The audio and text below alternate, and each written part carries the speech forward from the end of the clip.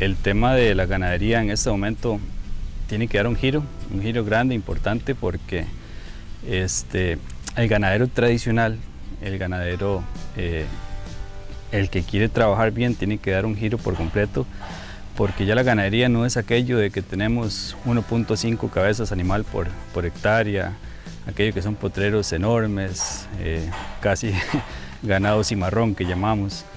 Ahora la ganadería tiene que especializarse, y la única forma de especializarse es buscar la manera de hacer eficientes los sistemas productivos.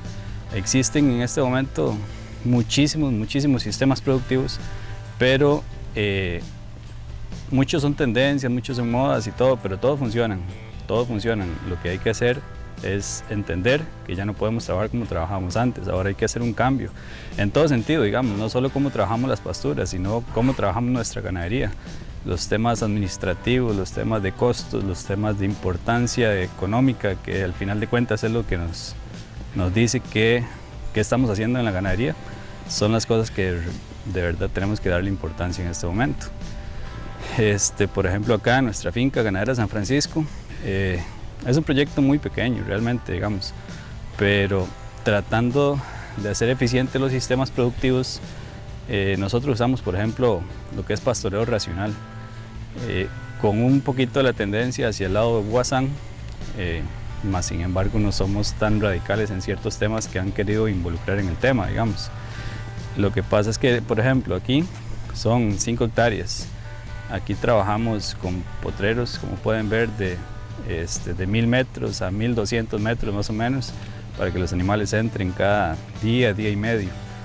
El aprovechamiento del forraje es máximo, los animales consumen el pasto a fondo, la recuperación del pasto como tal es increíble, viene desde la parte de abajo, viene en hoja, no tenemos aquellos tallos enormes de mombaza que dicen es que la mombaza se cepea y esto, pero no, quizás todo es manejo, ¿verdad? Es parte del cambio que tenemos que hacer.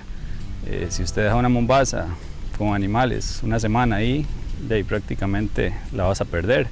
Si dejas animales que no bajen la mombaza como tiene que ser, a la vuelta tenés cepa. O sea, es una cuestión de sentido común. Y el pastoreo racional de eso se trata, digamos. El ganadero es la parte racional, es el que aporta el conocimiento. El animal simplemente viene a consumir lo que el ganadero le está ofreciendo. Entonces esa parte racional es la que tenemos que fomentar muchísimo para decir, ok, este sistema funciona así, así, así, y tenemos que tratar de implementarlo de una forma correcta.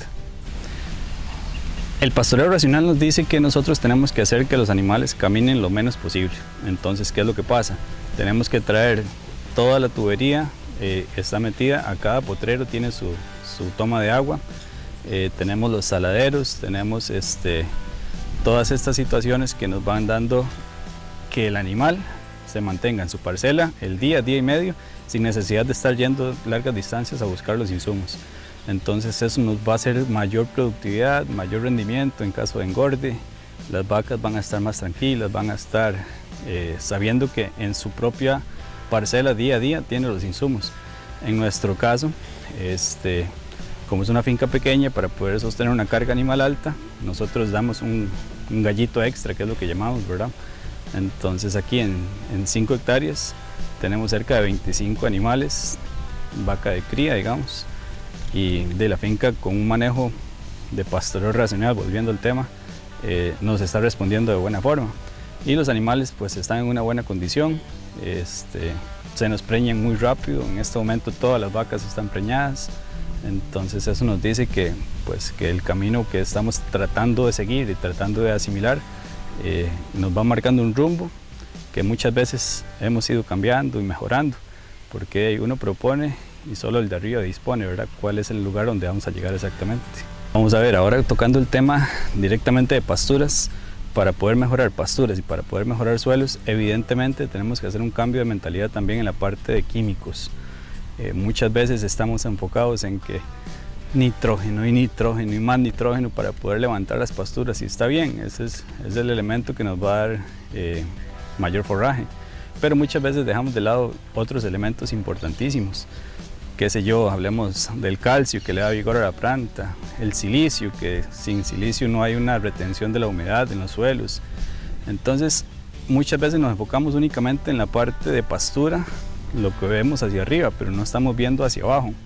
Entonces, la vida del suelo en este momento, ese es el giro que tenemos que dar como ganaderos, ser agricultores. No podemos tener un cultivo y tratarlo como ganaderos. O sea, el cultivo ya entra en la parte agronómica, digamos.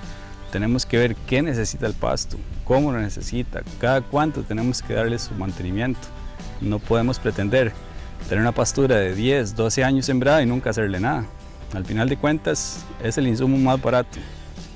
Con eso es que alimentamos nuestros animales y es la parte más económica que existe. Pero también tenemos que saber que hay que tener cierta inversión en ellos para poder usted tener un rendimiento y retribuirle a los animales todo lo que ellos nos dan también, ¿verdad? El tema de sombra es un tema controversial muchas veces porque mucha gente dice si meto mucha sombra se me pierden las pastos, si meto mucha sombra se hacen charcos, se va perdiendo el pasto mejorado en el caso de que lo usen o las pasturas naturales. Pero en mi caso y como recomendación, que es lo que a mí me funciona, ¿verdad? Siempre recomiendo sombra. ¿Y cuál sombra? Ok, nosotros usamos leguminosas. ¿Por qué? Ahora viene el tema de la parte agronómica. Las leguminosas tienen en sus raíces unas bacterias que se asocian con el pasto, con el árbol, y no es el árbol en sí el que te está dando la fijación de nitrógeno de la leguminosa, sino son las bacterias que están en las raíces que nos pasan la fijación de nitrógeno y nos dan un abono gratis a los pastos. Entonces es ahí donde tenemos que entender que usamos poró, madero negro, guachipelín, leguminosas que nos den una buena sombra.